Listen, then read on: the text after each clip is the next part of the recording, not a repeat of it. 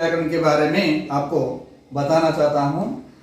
जो हिंदी व्याकरण में पहला पार्ट्स ऑफ स्पीच शब्द विचार के बारे में आपको बताना चाहता हूँ। अब संज्ञा, इस शब्द विचार में पहला है संज्ञा है। संज्ञा क्या है और क्या क्या इनके कितने प्रकार है उनके बारे में आज हम जानेंगे। ओके, तो अब देखिए संज्ञा, तो अंग्रेजी में इसको नाउन कहते हैं। संज्ञा का मतलब जो दिखता है, जो नहीं दिखता है, वो सभी चीजें संज्ञा के अंतर्गत आती है। ओके, जो संज्ञा का परिभाषा अब एक बार आप ध्यान से देखिए। संज्ञा की परिभाषा किसी व्यक्ति, वस्तु, स्थान, गुण, प्राणी, भाव और अवस्थाएं के बारे में बोध कराने वाले शब्दों को संज्ञा कहते हैं। ओके, और एक बात, किसी व्यक्ति, वस्तु, स्थान, गुण, प्राण, भाव और अवस्था के बारे में बोध कराने वाले शब्दों को संज्ञा कहते हैं। फॉर एग्जाम्पल, आप उदाहरण एक बार देखिए। व्यक्ति, व्यक्ति का मतलब किसी विशेष व्यक्ति के नाम, राम, सीता, कविता, सोनू आदि। अब देखिए व्यक्तिवाचक संज्ञा में व्यक्ति के बारे में हम देखेंगे। राम, सीता, कविता, सोनू आदि इसके अंतर्गत आता है। वस्तु, खिड़की, पंखा, शामपट, कलम आदि इसके अंतर्गत आता है।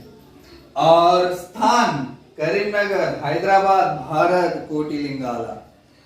इस तरह स्थान के विशेष स्थानों के बारे में इसमें आता है। और गुण देखिए, सुंदरता, अच्छाई, बुराई, ईमानदारी, ये सभी इसके अंतर्गत आता है। प्राणी, तितली, शेर, जानवर, कोयल, कुत्ता, मोर आदि इसके अंतर्गत आता है। और भाव देखिए, जो मन में जो भावनाएं हैं उसके बारे में। भाव, बुढ़ापा, बचपन, प्रेम, दया, क्रोध और देशभक्ति, इस सभी भाव के अंतर्गत, इमोशनल के अंतर्गत आता है। और अवस्थाएं देखिए, अमीरी, गरीबी, मोटा और उत्तरी, ये अवस्थाएं हैं। ओके, अब एक बार ध्यान से देखिए। संज्ञा किसी व्यक्ति, वस्तु, स्थान, गुण, प्राणी, भाव आदि अवस्थाएं के बारे में बोध कराने वाले शब्द को संज्ञा कहते हैं। संज्ञा मुख्य रूप से 3 भागों में बांटा गया। कितने भागों में विभाजित किया गया? 3 भागों में। वो क्या क्या है? व्यक्तिवाचक संज्ञा, जातिवाचक संज्ञा, भाववाचक संज्ञा। व्यक्तिवाचक संज्ञा के अंतर्गत क्या आता है? अब देखिए सिंपल लॉजिक, इसमें व्यक्तिवाचक संज्ञा कभी भी सिंगुलर, एक वचन में रहता है। व्यक्तिवाचक संज्ञा कभी भी सिंगुलर, एक वचन में रहता है। For example, Ram, Sita. Okay, और जातिवाचक संज्ञा देखिए, जातिवाचक संज्ञा कभी भी बहुवचन में रहता है, एक से ज्यादा। जातिवाचक संज्ञा किसी विशेष जाति के बारे में बोध कराता है। ओके, व्यक्तिवाचक संज्ञा ये लुप्त हो जाता है, ये डिस्ट्रॉयड हो जाता है। लेकिन जातिवाचक संज्ञा कभी भी डिस्ट्रॉयड नहीं होता है, लुप्त नहीं होता है, फॉरएवर शाश्वत रहता है। ओके, अब जातिवाचक संज्ञा के अंतर्गत एक बार देखिए और 2 भागों में विभाजित किया गया है, क्योंकि अंग्रेजी के व्याकरण के अनुसार और 2 भागों में विभाजित किया गया। समुदायवाचक संज्ञा और द्रव्यवाचक संज्ञा। ओके, ये 2 भागों में बांटा गया। जातिवाचक संज्ञा के एक आप उदाहरण देखिए। लड़का,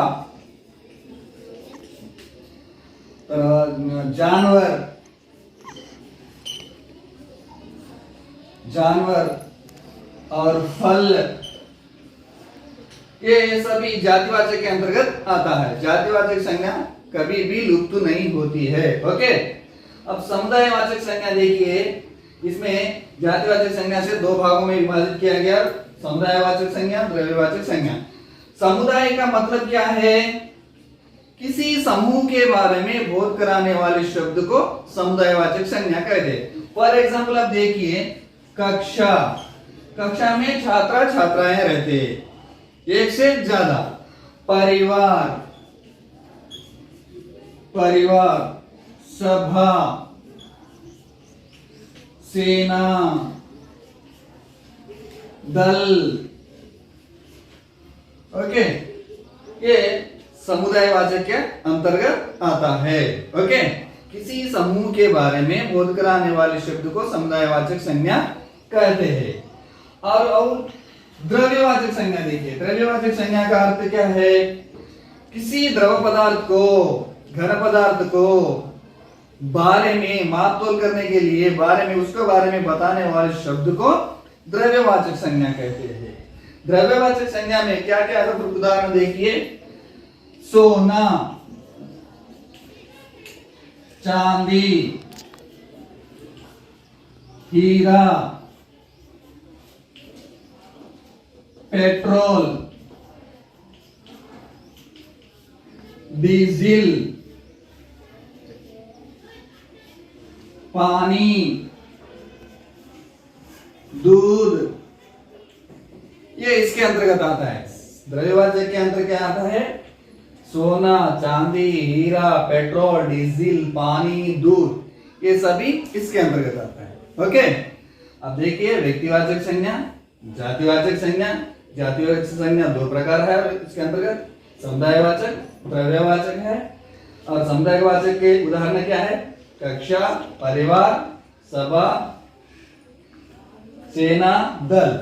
और द्रव्यवाचक संज्ञा के उदाहरण सोना, चांदी, हीरा, पेट्रोल, डीजल, पानी, दूध, ये सभी।